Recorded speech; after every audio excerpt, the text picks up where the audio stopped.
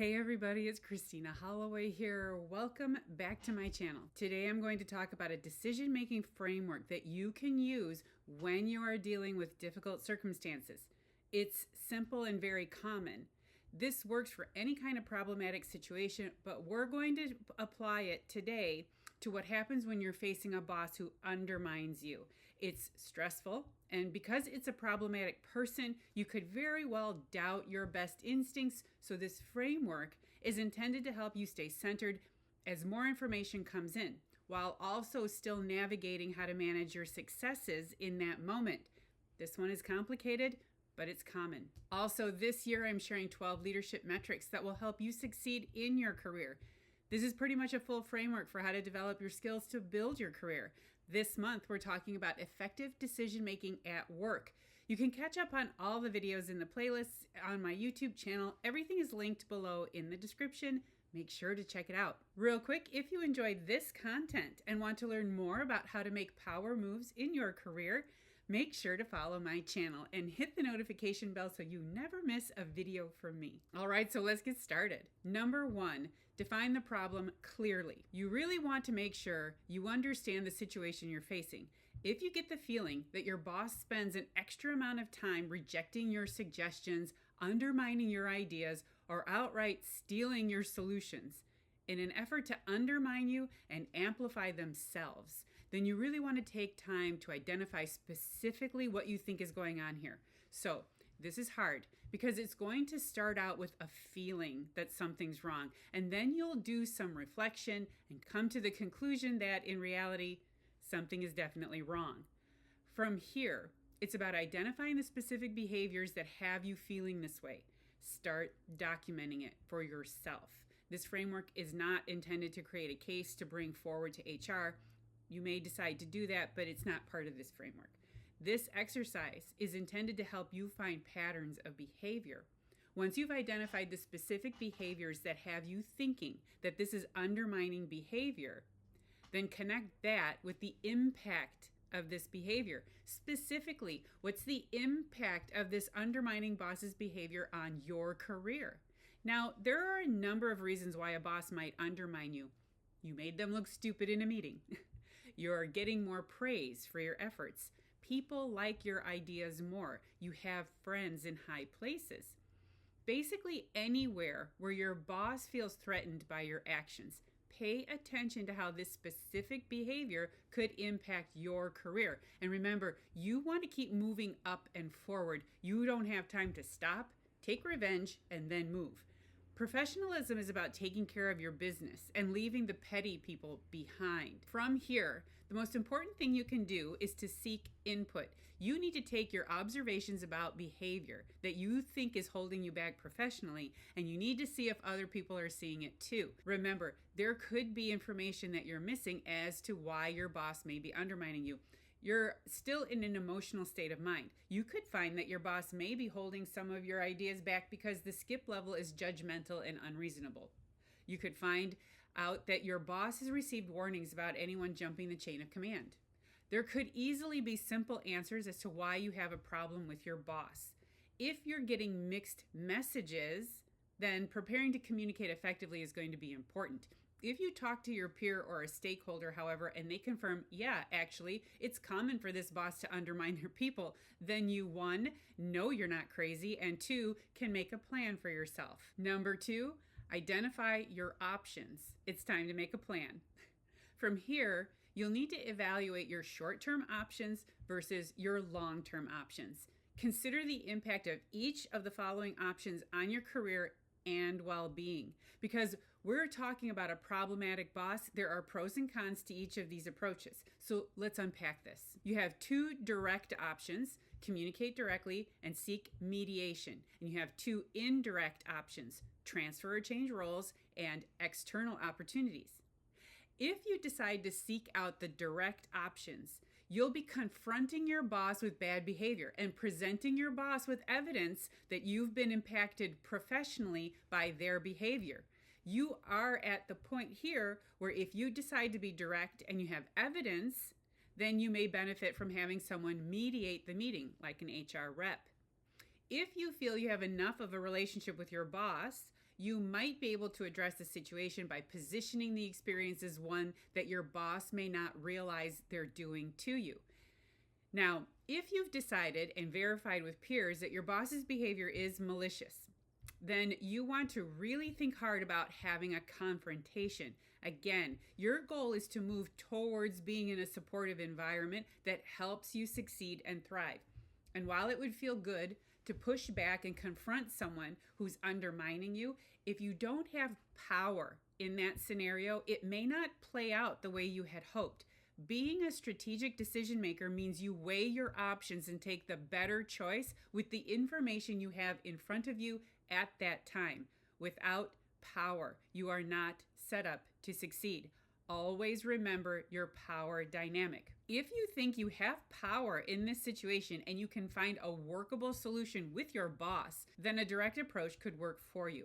If you really don't have power and you're dealing with a problematic person who creates narratives that work against you, then you may only have indirect options available to you. That means seeking out another role at the company or even finding something externally. Seriously, once you figure out that this person is working against you, you really have limited options, but you definitely need to move away from someone who's going to create problems for you. Number 3, make a decision. What are you going to do? If you find that your boss is mildly disruptive, maybe a little naive, and really just a bothersome person who's just in your way when it comes to your success, making a move to another role might be a good move. In the meantime, however, creating a funnel of questions that helps you verify when your boss is being disruptive and when it's just about, logistics or details could help you rise above the disruptions and create a sense of normalcy until you figure out your next steps. Questions like, could you give me context as to why we're deferring this part of the project, the part I'm responsible for? Is there a way to move this task or responsibility to another part of the team? Would another stakeholder, one who works well with you maybe, be able to manage this part of the project? What's the timeline for putting this initiative, idea, suggestion on hold? And why is this delay necessary at this stage of the project? Any kind of question that can help you get clarity and figure out a motive for the disruptions is going to further help you understand what's happening and how it's either helping you or hindering your progress. Now, you may decide that you're not going to leave. Hey, good for you. That's a valid option. As long as you have the proof and support to build your case and make changes that will help you succeed, that's a good plan.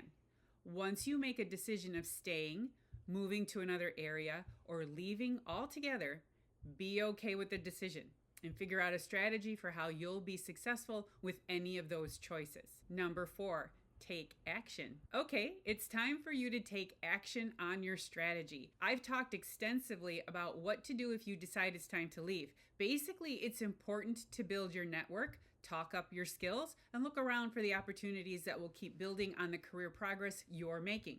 Strategic moves are extremely good for your career, and moments like this, a boss who is blocking you or no longer helpful, are catalysts for understanding that your time in this current situation may be coming to an end. And if that's the case, you need to build a path forward and take action instead of just hanging around and seeing what happens. That's a bad choice. Here's one of my most popular videos on how to deal with a toxic boss and find a path out of there. Now, if you decide to stay, then your only strategy is to start having honest, clear conversations with your undermining boss so that you set boundaries and let this person know that you've figured out their behavior. This is especially important if you've been successful and stakeholders in leadership have noticed you. You definitely have an opportunity to look into new opportunities, maybe even a promotion, and you can certainly create alliances with others who will support you and your ideas. This is empire building. It's a powerful way to create influence, especially if you have no power. We rarely have power when dealing with a boss, but if you have a boss who is new to their role, you might have an opening. You also have an opportunity to create an alliance with an undermining boss. This is a great solution where you can offer up your knowledge and expertise as a way for both of you to be successful as long as your boss stops certain behavior. This is negotiating your position to create influence. Number 5, review the outcome. All right, so you have assessed the situation, pulled together supporting documentation, created a strategy, and taken action. That's the decision-making process in a nutshell. Now, you need to step back and decide if the decision you made was really a good one. Let's say you decided to stay and have some honest conversations. Did that go well? Was your boss receptive to that level of honesty? If not, what's your second choice? Maybe you decided you wanted to move to another department. Did you find anything that would be satisfying move? Were you surprised to find that you didn't have the support you thought you did? Maybe you decided that it's time to leave for another opportunity. What happened? Were you able to secure some interviews? Did you realize that you might be stuck where you are for a few more months or even years? Whatever choice you made, it either worked really well immediately, or it was a step in the right direction with more to come, or it didn't work. If that's the case, you can go back to your options and look at what else is on the list. This is the most critical part of the decision-making process, and it's universal. Understanding what taking action looks like and understanding what your other options are. And this is all in an effort to move forward out of a bad or complicated situation into something that will help you keep your momentum. Complicated situations are a learning experience, but the lesson is to figure out how to deal with them so you can keep going in a positive direction. Use a framework that keeps you organized and rational. Don't stay stuck, don't stay to fight, and don't wallow in stagnation. Your career is not dependent on how you push back or fight authority. Your career is dependent on how you solve problems and collect wins. Universally, that's the foundation for effective decision making. All right, so that's it for my video on how to make decisions at work that have impact. If you have examples of how you've handled difficult decision making at work, feel free to share them in the comments below. I'd love to hear about them. And if you enjoyed watching this video and you found it helpful, please make sure to give it a big thumbs up by hitting that like button and make sure you're subscribed to my channel so you never miss another video from me. Thank you for watching, and I'll see you in the next video. Bye.